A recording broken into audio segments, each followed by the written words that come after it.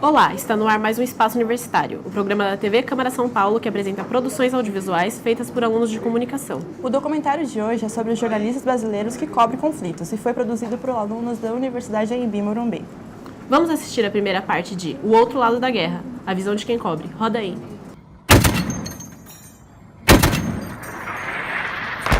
E quando eu cheguei em Bagdá, quando caiu o primeiro míssil, nas horas seguintes, assim, nada o que a gente viveu em Bagdá se compara com o que acontece aqui. A gente está numa posição muito confortável. Eu sou um jornalista, eu vou lá, passo um tempo com essas pessoas, conto a história delas e volto para o conforto do meu lar. Essas pessoas estão lá, se ferrando todos os dias. Eu nunca pensei no perigo. Eu embarcava e ia, porque para mim era notícia, não importa se era notícia de guerra ou não, não importa se é de perigo ou não, eu não meço notícia, notícia é notícia.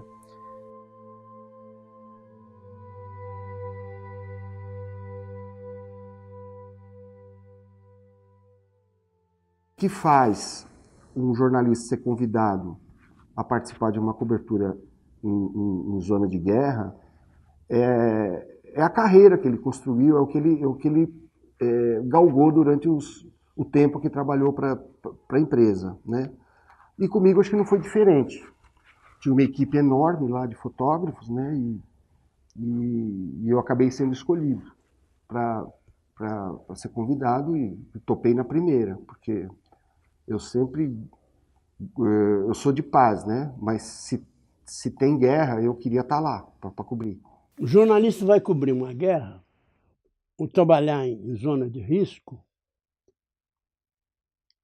primeiro por vaidade, um componente de vaidade. O segundo lugar é espírito de aventura. Depois vem ambição profissional, ele quer marcar ponto na carreira. Uma pitada de falta de juízo. E muito, aí sim, muito, da sensação que o jornalista tem de que a sua função social é importante, ele tem um papel importante na sociedade. Decidi me tornar jornalista porque eu queria ter a chance de ver a história acontecer diante dos meus olhos. Eu gostaria de ver a história, momentos históricos e tal. E as guerras, em geral, são momentos históricos e definidores em várias circunstâncias, né? Geopolíticas, econômicas, e elas definem os rumos que certos países ou povos vão traçar a partir dela. Então a guerra tem essa coisa de você estar vendo a história acontecer diante dos seus olhos. Em geral, é um momento histórico muito importante, uma guerra. Então esse é o que mais me motivava antes e o que continua me motivando hoje. São situações onde é muito difícil o acesso e se você não tiver uma pessoa que vá lá para contar essa história, as pessoas não vão prestar atenção. Uma mega diferença você ir no lugar e você conhecer as pessoas, você contar a história de cada pessoa. Você dá um rosto à massa dessas pessoas que estão sofrendo, seja num conflito, seja numa epidemia, seja de fome. Eu acho que é o mesmo princípio. Então todo repórter correspondente de guerra, ele não vai apenas cobrir a caída das bombas, as tragédias, né, nos combates, ele cobre também a tragédia humana que no fundo, acontece em decorrência disso, né? Em decorrência desse conflito. Quem mais sofre é a população civil. A guerra é uma situação limite em todos os sentidos, né? E também no sentido das emoções, assim, uma oportunidade de entrar em contato com o extremo do humano, e tanto do ódio e do egoísmo e da indiferença, quanto o contrário disso também, o amor, a generosidade, a coragem. Então, quando você faz isso uma vez, você quer voltar a fazer outras vezes. Eu acho que quando você tem a vocação de ser jornalista, repórter cinematográfico principalmente, você quer estar onde está a ação, né? Onde estão as imagens para você fazer. É diferente você fazer uma cobertura dessa, você acorda, você vai para um lugar que você sabe que vai ser perigoso, você se prepara mentalmente, fisicamente, espiritualmente, sei lá, e você vai consciente do que vai fazer. Eu não fui enviado em nenhuma das guerras que eu cobri. Quando eu vi, eu estava lá. Porque aquilo vai indo, né? As coisas vão acontecendo, você começa meio que cobrindo da redação e quando vê você está no front.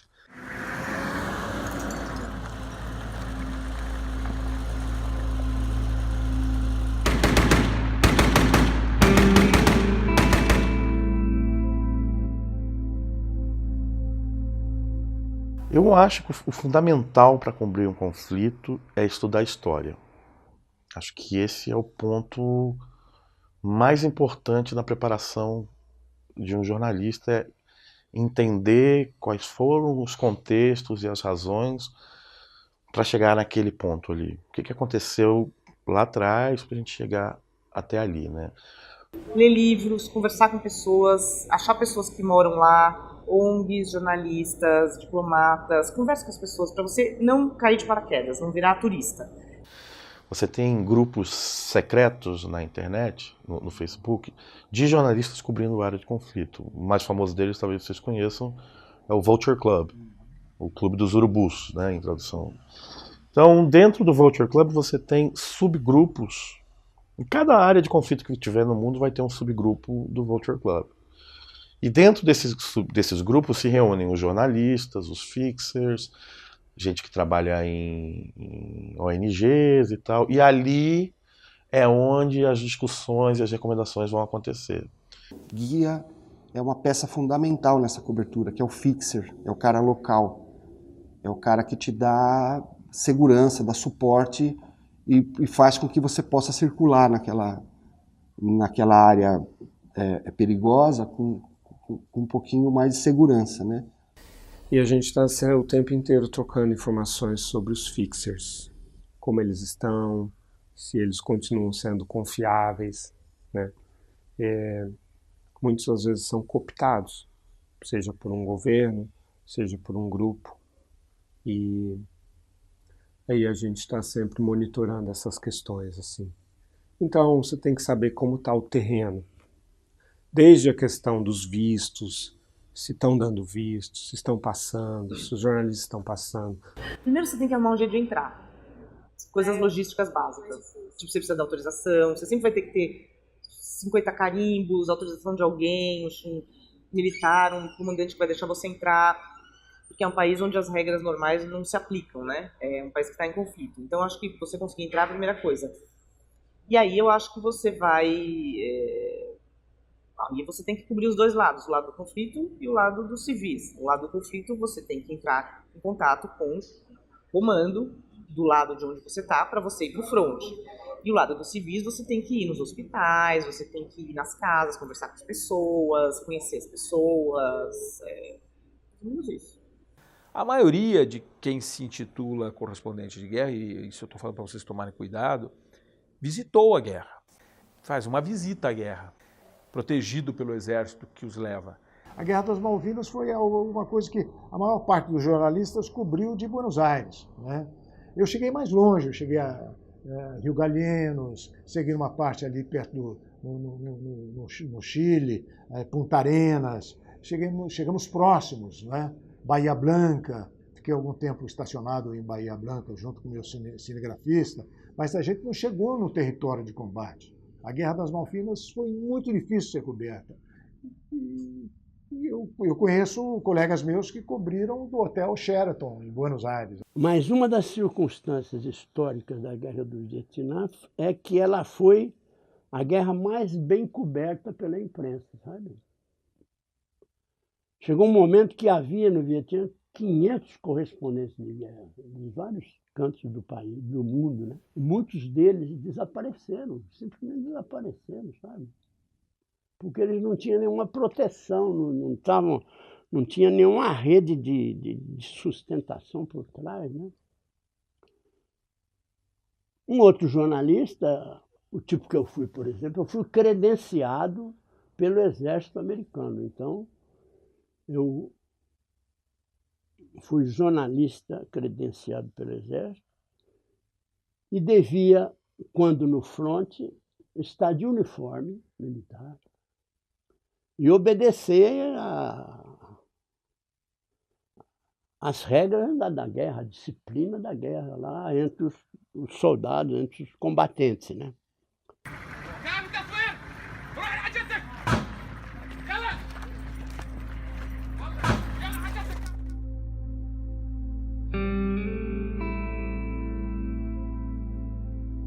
É preciso sempre pesar o risco e o que a pessoa vai conseguir com aquilo. Que tipo de informação ela vai conseguir correndo determinado risco. Isso é uma coisa que, por mais que a gente dê orientações na hora de despachar uma pessoa para uma área de conflito, só a pessoa, no momento em que ela está no lugar, ela é capaz de avaliar qual é o risco daquilo que ela está fazendo e qual é o benefício que ela terá do ponto de vista jornalístico para correr aquele risco, né? Então, a gente tem que confiar muito no bom senso do repórter no momento em que ele estiver diante daquela situação de cobertura. Você está no front, você está se arriscando. Porque não necessariamente você precisa estar no combate para você estar em perigo, entende? Porque os morteiros, por exemplo, uma coisa teve que é um foguetinho desse tamanhozinho, você põe uma coisa assim, ele dispara. Ele viaja 4 a 5 quilômetros. A gente está aqui, a gente não ouve ele chegar. Bum, explode ali. Se cair perto de você, dançou, entendeu? Eu estava fazendo uma passagem numa cidade fantasma que havia sido desocupada por Israel, levada toda a população para o sul do país, e a cidade estava definitivamente fechada, só com um exército controlando. Eu queria mostrar isso, é uma coisa sui generis, né? Uma cidade de 100 mil habitantes, algo que o valha, vazia, no norte de Israel. E aí eu estou falando, essa cidade aqui é fantasma, ali está a cerca que divide Israel e Líbano, e ela foi totalmente esvaziada por conta de que toda hora estava caindo aqui mísseis. Quando eu disse a palavra mísseis, tanto que muita gente achou que era fake, porque não é possível, ele combinou, alguém jogou míssil quando ele falou, caiu um míssil, cara. Quando eu disse míssil, caiu um míssil, e o míssil cai a 100 metros de mim. Eu não estaria aqui contando essa história se não fosse uma plantação de macieiras estar entre mim e o local que caiu a bomba, entre mim e o cinegrafista, porque nessa ocasião tinha um cinegrafista, e o local que caiu a bomba. Então, os pés de maçã, as macieiras, absorveram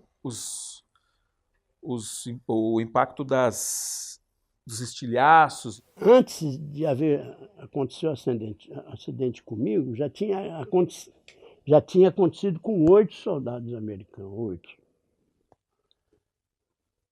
Alguns deles morreram na hora. Outros ficaram feridos, estavam sendo atendidos pelo médico e pelos enfermeiros, que eram 2 ou 3, pelos enfermeiros da companhia. Quando houve o acidente comigo, todos eles estavam ocupados com seus respectivos feridos, né? Então, o médico americano, o enfermeiro, o paramédico, né? Eles não abandonam uma pessoa ferida para cuidar de outra antes de resolver o problema da primeira. Então, a gente estava naquela situação, vendo alguns feridos, e o Henry falou, Zé Hamilton, olha lá, aquele colega lá foi ferido, os enfermeiros estão ocupados, ele está gritando de dor, vamos lá dar um socorro para ele, vamos pelo menos passar a mão na cabeça dele, né? Ter algum calor humano nessa hora, né? Falei, vamos, aí vamos. E fomos, foi nessa hora que houve a explosão da mina debaixo do meu pé. E a sensação que eu tive é que a mina tinha vitimado o Henry. Eu pensei que o problema fosse com ele, porque foi uma explosão muito grande, né? E aquela nuvem de fumaça negra que cobria tudo, eu não via ninguém, mas a sensação é que tinha sido com o Henry a explosão. Daqui a pouco a gente continua assistindo ao doc, mas agora vamos conversar com as jornalistas formadas pela Universidade AMB Morumbi, Nayara Dantas e Catarina Piatek. Bem-vindas, meninas. Obrigada. Meninas, o que fez vocês se interessarem por cobertura de conflitos? Na verdade, a gente teve muita dificuldade na escolha do tema, né? Porque surgiram diversas ideias na nossa cabeça, só que éramos em 5, né? Então, eram muitas divergências de opinião, né? E também tivemos um pouquinho de empecilho com o nosso orientador. Então, a gente foi conversar com uma outra professora de grande reportagem e ela sugeriu fazer algo voltado para o jornalismo. E foi quando a gente teve a ideia de fazer sobre jornalismo de guerra. Mas foi algo assim que a gente nem imaginava, porque não faz parte da nossa realidade, né? Então era um pouquinho difícil a gente vivenciar aquilo, né? Então foi assim algo inesperado, mas que deu certo. Que legal. E vocês entrevistaram um dos principais jornalistas especializados em conflitos, né? Como vocês chegaram até eles? Bom, não foi muito fácil. A gente tinha uma pauta inicial, foi muito baseada em livros, onde a gente fez as nossas pesquisas, também algumas orientações de professores, mas, no geral, a nossa pauta mudou bastante, porque alguns jornalistas não estavam disponíveis, né, a agenda de um jornalista é sempre corrida. Então, isso também levou a gente em algumas entrevistas, outros jornalistas também indicavam colegas, e aí a gente foi formando a pauta que a gente tem agora. Alguma das pessoas que vocês convidaram para participar se recusou? Alguns recusaram, uns por motivo de achar que nosso documentário não tinha de fato como se diz? Apelo, né? Que não era algo de fato de serviço, né, para a população. E outros falaram que não se achavam de fato correspondente de guerra, que tinham uma outra visão de correspondente de guerra, e para não ofender os colegas de profissões dele, que se julgavam correspondentes, né, ele preferiu não participar.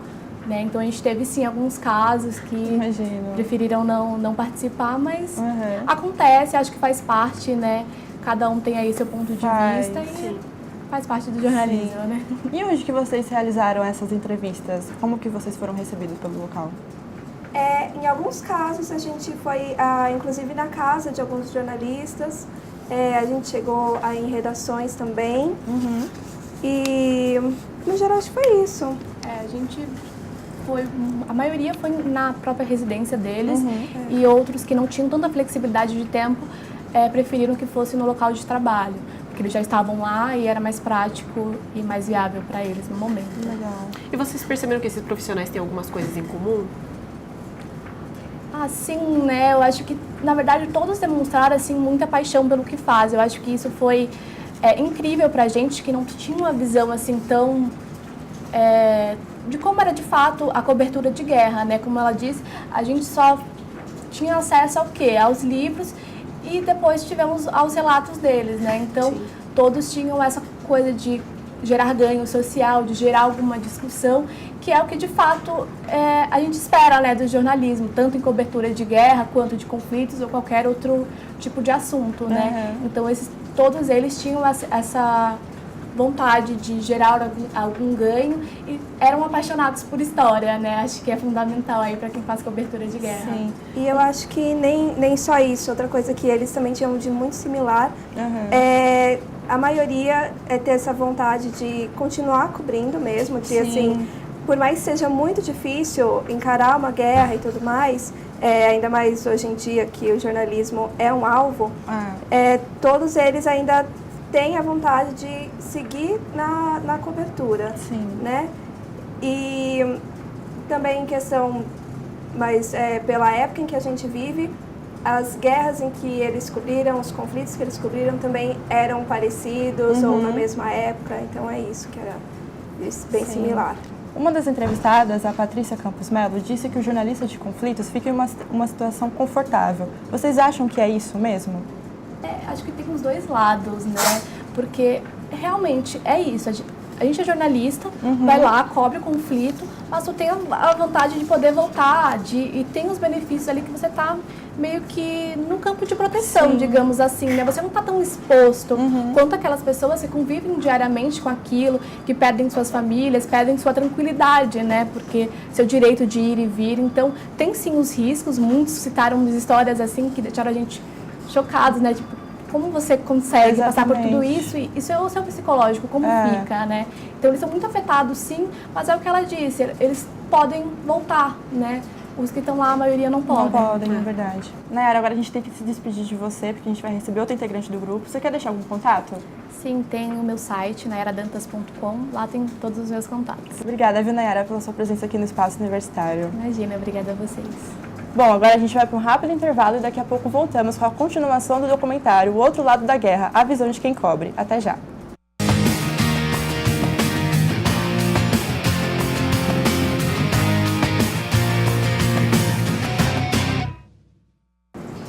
Estamos de volta com o Espaço Universitário, hoje com um trabalho sobre jornalistas que reportam conflitos.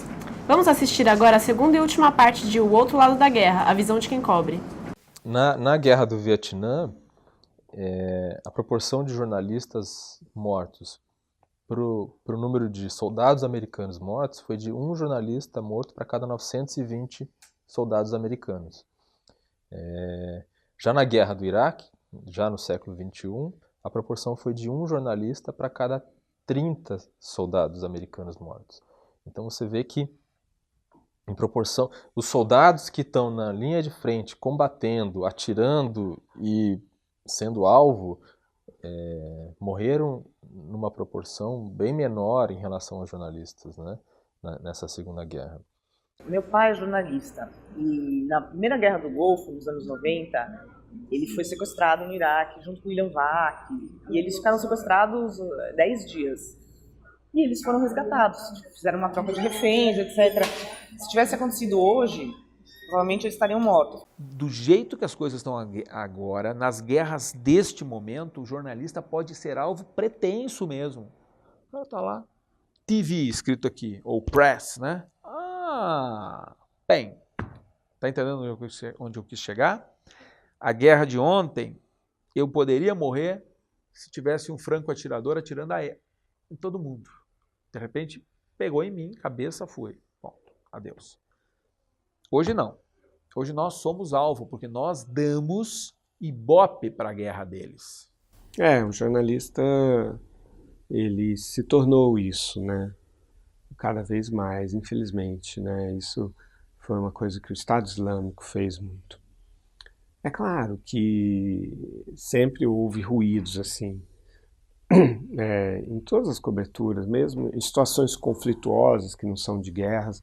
Por exemplo, na Venezuela, há uma ideologização muito forte do papel do jornalista, muita hostilidade com o jornalista e tal. E em outros lugares também, assim, em todas as situações. O jornalista é parte do conflito, no sentido de que as pessoas que não gostam da forma como a mensagem, a notícia está chegando, às vezes governos, às vezes grupos, às vezes pessoas comuns, culpam os jornalistas por algo que muitas vezes de fato são erros cometidos por jornalistas, por veículos, mas muitas vezes também é o fato de que as pessoas não gostam de ver a realidade, né, como ela é. Eu defendo que se mostrasse mais barbárie. Acho que a gente mostra pouco. E acho que as fotos de guerra, a partir de um determinado momento, na verdade quase sempre, elas ganharam um verniz estético de beleza. Então, aquele cara ali, aquela fumaça e tal, né? Você não vê o horror da guerra nas fotos em geral, porque os veículos de comunicação não querem mostrar, que acham que vai chocar demais o leitor dele, né?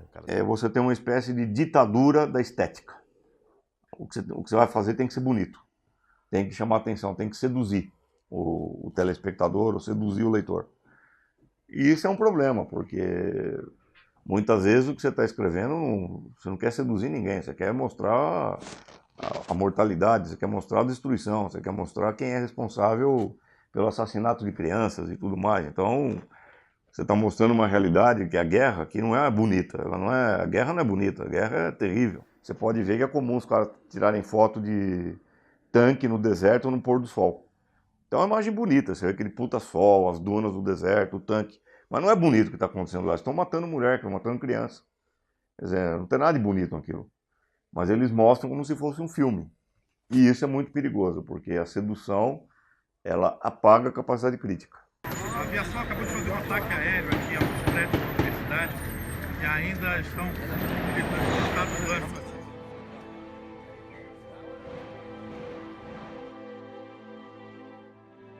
Uma vez eu estava meio adormecido em Bagdá, muito cansado.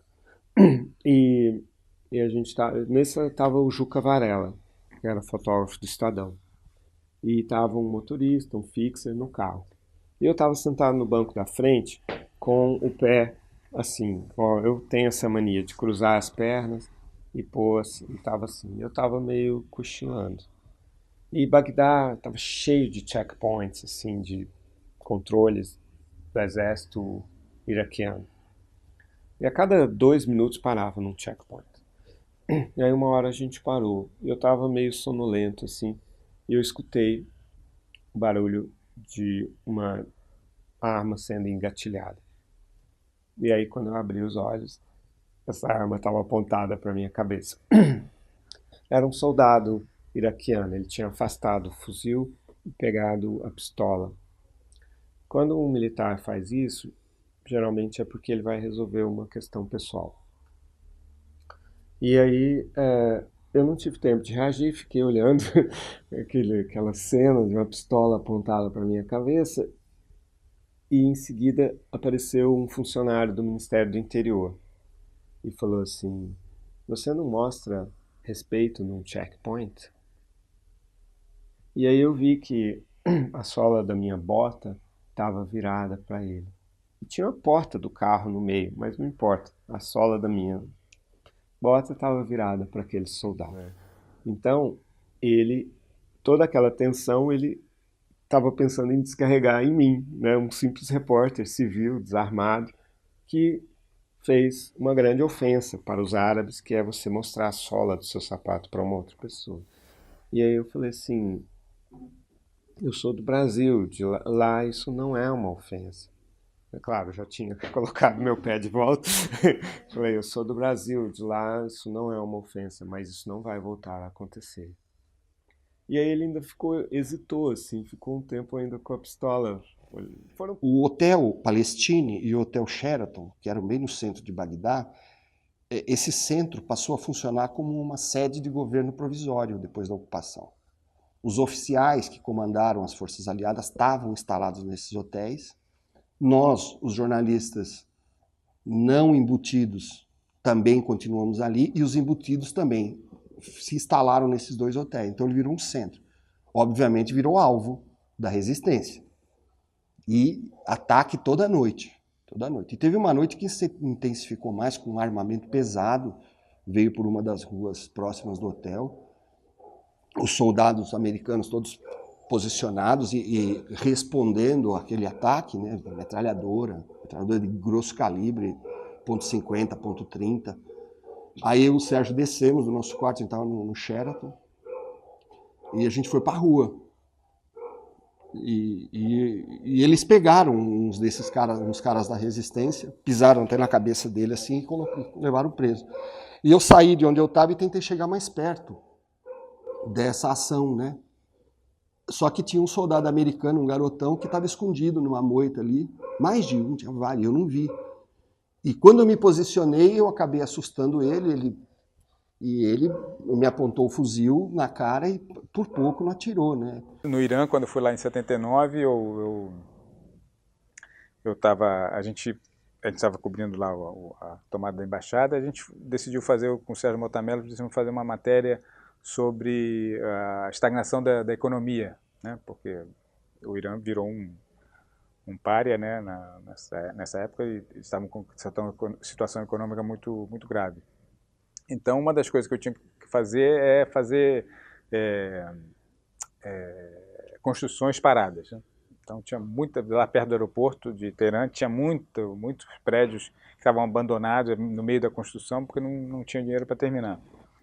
E eu fui sozinho com o nosso motorista local que a gente contratou. Aí eu cheguei no lugar, vou fazer aqui, desci do carro, botei o tripé, comecei a gravar, aí tiro o olho assim, tava o motorista, tinha umas 2 ou 3 pessoas em volta dele olhando. Aí eu continuei gravando, levantei a cabeça de novo, tinha umas 20 pessoas. Aí continuei gravando, quando eu vi, tinha uma multidão em volta da gente, chegou um carro da polícia, e levou eu e o motorista, aí me botaram dentro de uma celinha, aí um cara com uma 45 assim, na mão, começou a fazer pergunta. Você é espião americano, o que você está fazendo no aeroporto? Eu falei, não, eu sou brasileiro, está fazendo isso. Não, você é espião americano. Aí eu peguei meu passaporte, não, aqui ó, não, isso aqui é falso, você é espião americano. Fica 4 horas naquele negócio, blá, blá, blá, blá, blá, blá. Aí, depois de um tempo, eu falei, pô, Brasil, sabe, Pelé. Aí, Pelé, Jairzinho, Rivelino, Gerson. O cara sabia todo o time de 70. Era 79, né? Então 70 ainda estava fresco na memória. Aí ele começou a relaxar mais um pouquinho, e falou, tá, então espera aí. Saiu, levou até o chefe dele. Aí eu expliquei pro chefe, blá, blá, blá, blá, blá. Aí eu falei, então deixa eu ver o que você gravou. Aí eu mostrei, né, porque era vídeo. Mostrei, aí ele falou, não, vou ficar com esse tape aqui. Eu falei, não, mas... então me diz o que você não gostou aí que eu apago. Aí ele falou, esse aqui apaga, esse aqui. E basicamente metade do que eu tinha feito ele pediu para apagar.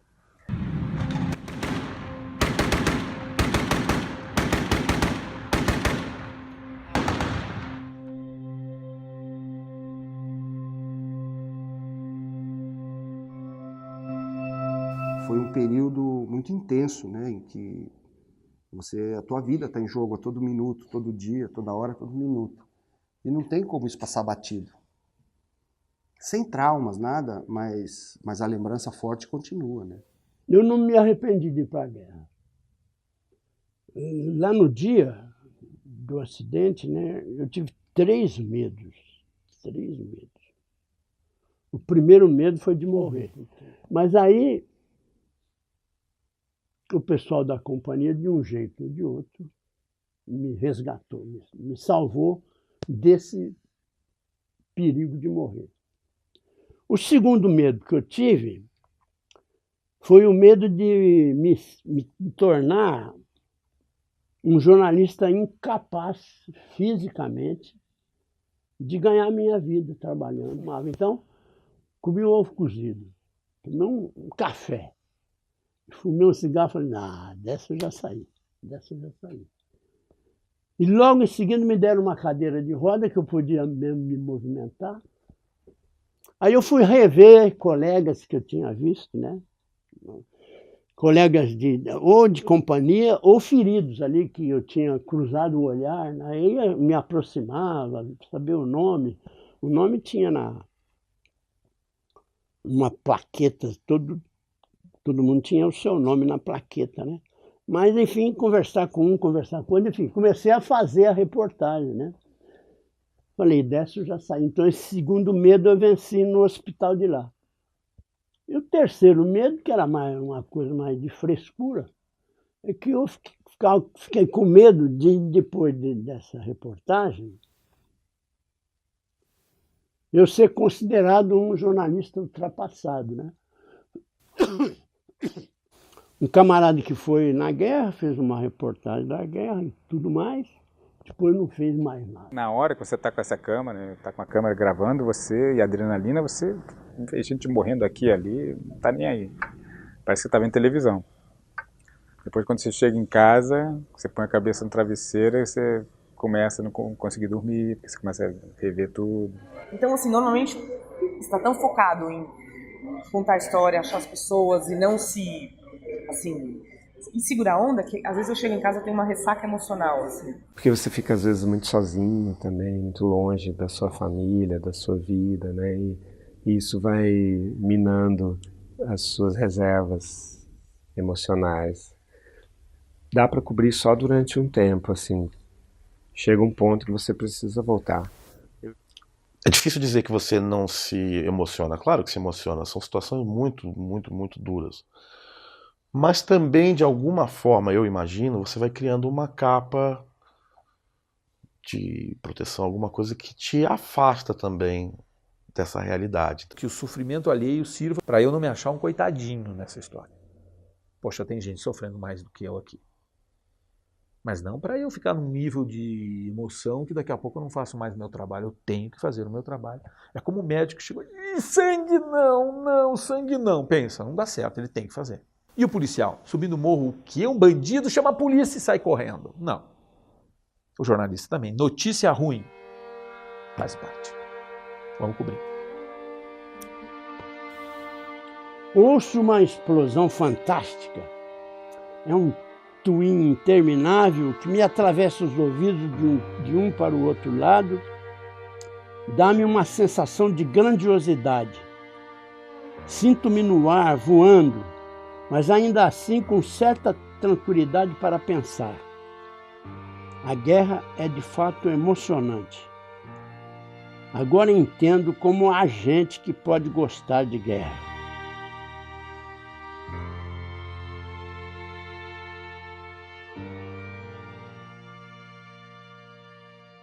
Bem interessante esse doc, né, Marta? Muito legal, Dri. Continuamos aqui com a Catarina Piatek e agora recebemos a jornalista Ana Paula Campos, outra integrante do grupo. Bem-vinda, Ana Paula. Obrigada.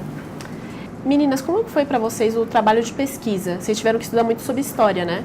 A gente teve que ir bem a fundo na história, tanto de jornalismo, que é uma questão pedida no próprio TCC, quanto da questão da cobertura de guerra. Então a gente vai também buscando aí desde a Primeira Guerra Mundial até os conflitos mais recentes, inclusive porque a motivação de cada conflito, cada guerra, também influencia muito na cobertura, né? E como o jornalista vai agir e toda essa questão.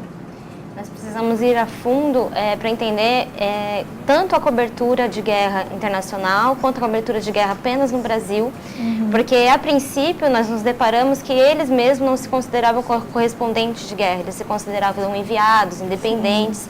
Então a gente teve que, mais do que tudo, conhecer que tipo de correspondente de guerra a gente tem no Brasil. Existe correspondente de guerra brasileiro que se denomina assim? Alguns sim, alguns não, mas a gente precisou fazer essa separação. O contexto da guerra no mundo todo, o contexto de guerra somente no Brasil e toda essa cobertura nos dois âmbitos.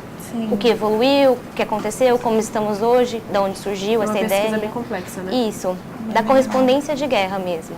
Como que o trabalho foi recebido pela faculdade? Olha, pela nossa visão foi recebido bem positivo, porque não é um trabalho fácil de fazer, principalmente a questão dos entrevistados. Então, a gente sentiu que a gente teve bastante apoio da faculdade, dos nossos professores, inclusive, né? Então, foi bem interessante. Essa parte, eu acho que foi bem legal pra gente. Que legal. Legal, e como vocês conseguiram as imagens de guerra que tem no doc? O Ian Boixá, que foi um dos nossos entrevistados, ele é repórter multimídia da Band e também independente, e ele tem um arquivo de imagem sensacional, que ele praticamente cedeu sem a gente precisar assinar nada. Que legal. Que ficou totalmente à nossa disposição. Claro que a gente não vai fazer nenhum uso, né, de venda do nosso documentário, mas ficou totalmente à nossa disposição. Imagens fortíssimas que a gente nem colocou por ser conteúdo acadêmico, mas que deram assim o up que precisava, porque a gente não podia ir lá numa guerra filmar. E a gente conseguiu isso assim de mão beijada. Todo o nosso trabalho de imagens, ele que praticamente nos ofereceu. Que bacana. A outra parte foi a gente que filmou, né, dos próprios entrevistados. O Lorival Santana disse que ele ficou com uma arma engatilhada na cabeça, entre outras histórias bem marcantes que outros entrevistados do doc de vocês relataram. Entre todas essas histórias, quais mais surpreenderam vocês? Tava lá uma família, um pai, uma mãe e um filho pequeno, saindo de casa para ir para outro lugar, porque estava em período de guerra e estava bombardeando o local onde eles estavam. E aí passou um carro com vários soldados, viram a família e metralharam os pais, a criança. Nossa. Os pais morreram, a criança ficou no hospital e ele foi visitar essa criança, viu todo aquele sofrimento. Quando ele se conectou com a internet, viu o que estava acontecendo, tipo, a Dilma estava lá na ONU e ela se absteve da situação que estava no país, se eu não me engano era a Síria. Ela se absteve da situação que estava no país, ela falou que não ia votar, que ela ia se abster. Aí ele pensou, eu como jornalista do Brasil, eu não consigo mudar uma decisão da minha própria presidente? Exatamente. O que eu estou fazendo aqui? Por que eu estou aqui? Aí depois ele viu que tem questões que realmente não ia poder influenciar tanto, que ele ia ter que fazer a parte dele e que isso precisava ser mostrado de um jeito ou de outro. Então foi tipo chocante, porque eu também fiquei pensando, meu Deus, por que nada muda mesmo com tanta cobertura? E para quem está começando a fazer um doc, quais dicas vocês dariam? Olha, primeira coisa é pesquisa muito o tema, porque isso foi um ponto que pegou muito pra gente e que demorou tanto pra gente conseguir escolher o nosso tema. Então sempre pesquisa, toda ideia que tiver, pesquisa muito e seja sempre aberto para mudar a pauta, né? Não fica preso, porque isso vai mudar, o roteiro vai mudar. Muito, né? Então tem que ter mente aberta e tentar ir com calma, porque o TCC é um momento muito importante e não é fácil, é estressante, mas assim, no fim ele é necessário e o nosso, por exemplo, também acaba dando tanto orgulho, né, e tanto fruto pra gente.